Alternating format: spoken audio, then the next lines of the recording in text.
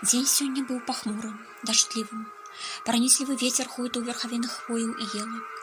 Шэрыя аблокі віселі нізка-нізка, раз-пораз зрываючыся то на дробныя, то на буйныя слёзы. Ад ракі дыхала сырасцю, і нават нешта марское адчувалася ў паветры, хоць мора і было далёка з яго халоднымі, свінцовымі, як паўночнае неба хвалямі, белым пяском, соснымі і салёным подыхам, запаўняючым грудзі пакоем і смутай. Жаўнеры палілі кастры пад навесам, грэлі над імі азяблыя рукі. Іскры выляталі пад дождж, успыхвалі і гаслі, прыбітыя, зрываючыся на землю вугалькамі. Трасца вазьмі гэтае надвор'е, забяры яго ліхаманка, пачуўся нечы ахрыплы ад вільгаці голас. Звыклая да жаркага паветра пустыні іх шпанскіх сухіх прастораў, ваяры ўсё не маглі звыкнуцца з тутэйшым акрыццем. Як тут можна жыць? Запытвалі яны і Марка, і самой сябе. Той жа толькі паціскаў плячыма. Нарман, што з яго возьмеш? Вырасшы на берагу халоднага акіяну, прасолены ветрамі з Ла-Маншу. Ён і не заўважаў гэтага дажджу. Дождж, ну і што дождж. Жара яго напружвала значна болей, а так нічога, прахалодна, нават прыемна.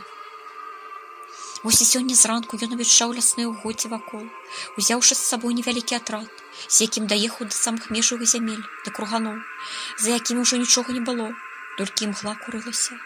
Прасоўвацца далей на ўсход, асвойваць гэтыя пагрозныя дзікія землі, будаваць на іх свае фарпосты датуль, дакуль дазволіць дасягнуць усявышняе. А там, як Бог дасць. Бог палажыў мяжу гэтаму сусвету, і толькі ў яго волі палажыць мяжу ім. Покуль жа яны яе не ведалі і ведаць не жадалі. А калі сусвет і праўда бязмежна, падумалася яму, няма яму сконцу, няма пачатку. Людзі кажуць круглы. Ідзеш, і праз колькі часу вернешся туды, адкуль прыйшоў. Ай, хлусіць, тое немагчыма, вырашыў ён. Нават калі вернешся, то і месца ўжо будзе не тое, і людзі не такія. І што галоўнае, ты сам не такі, як быў, калі адправіўся ў падарожжа. А раз так, то і сусвет ніякі не круглы, а які ён не ведаў. Тое толькі Бог ведае. Вось Бог, ён сапраўды бязмежны, таму што за яго межамі нічога няма. Калі ты дасягаеш яго, то разумееш, што ёсць толькі ён і выйсці з яго. Ці адысці некуды ў бок немагчыма. Аднак усё ж сусвет мае межы, па-за якімі і знаходзіцца Бог. Бог ахінае сусвет, як акіян, а сусвет плавае ў ім, як маленькая лодка. Так яму уяўлялася ў гэты пахмуры, мокры дзень, так ён думаў, пакуль ваходзіў на высокі белы ганак маёнтку. І пакуль праходзіў яго хол і чакаў, пакуль прыслуга запытае і звядзе яго наверх да гаспадара, якому ён хацеў талажыць аб нечым істотным, нечым, што яго турбавала ўжо даўно. Але ж сёння ён атрымаў наяўнае пасведчанне таго, што яго падазрэнні маюць пад сабой грунт. Міхась стаяў ля палаючага каміну, сушыўся. Ён толькі што зайшоў з вуліцы ў дом, таксама хадзіў па нейкіх гаспадарчых справах, а справаў было шмат, і яны патрабавалі ад яго часу. Яго валасы намоклі, куртка набухла вадой, і нават кашуля пад ёй адсырэла. Махнуўшы рукой, ён сцягнуў сябе і куртку, і кашуль, і павесіў іх невысокую рашотку супраць каміну. Ад адзення адразу паваліла пара. Ён мог бы паклікаць каго прынесці яму сухое, але ж побач нікога не было, і толькі ён ужо падумаў пазваніць у званок, як у пакой хуткім крокам зайшоў Марк. Зайшоў і спыніўся перад ім. Нехта турбуе мяжу. З парогу вымыліў ён. Мы бачылі наяўныя сляды патравы і сляды палявання. Пахожа, што забілі кагосьці буйнога, лася ці дзіка.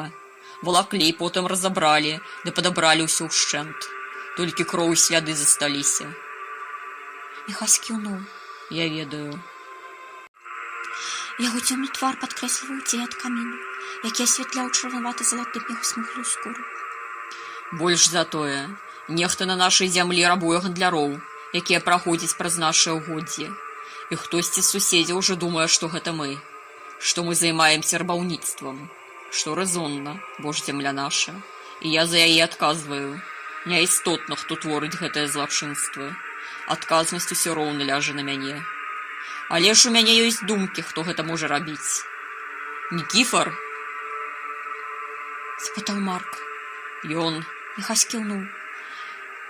Ён, канешне ж, абяцаў, што не перасячэ мяжу.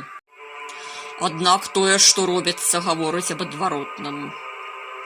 З такім соседам жыць, як побач з ваўчынай зграяй. Марк злосна сплюнуў. Напэўна, хоча цябе такім чынам выклікаць на нейкія перамовы. Хоча, я яго перамовы даўно ведаю, і зноў нешта яму карціць. Не можа ён мірна існаваць побач, будзе намагацца выжыць мяне. Цябе? Марк здзівіўся. А каго ж яшчэ? Хто яму тут найбольш перашкаджае? Ён ведае, што доўга ў сваіх лясах сядзець ён не будзе. Я яго пасуну далей на поўначы на ўсход. Не буду я трываць гэта іх дзікунства ля свайго парогу. І ён гэта разумее, і я. Перадыхнулі і хопіць. Дык што, выязджаем да яго на перамовы? І чым лепей з ім размаўляць? Агнём ці мячом? Мяркую і тым, і другім. Крыху падумаўшы, дадаў Марк. Толькі што нам, ізноў па ўсяму лесу за ім ганяцца. А ён нам зробіць між тым пастку, я ўпэўнены. Марк пачасаў падбародак.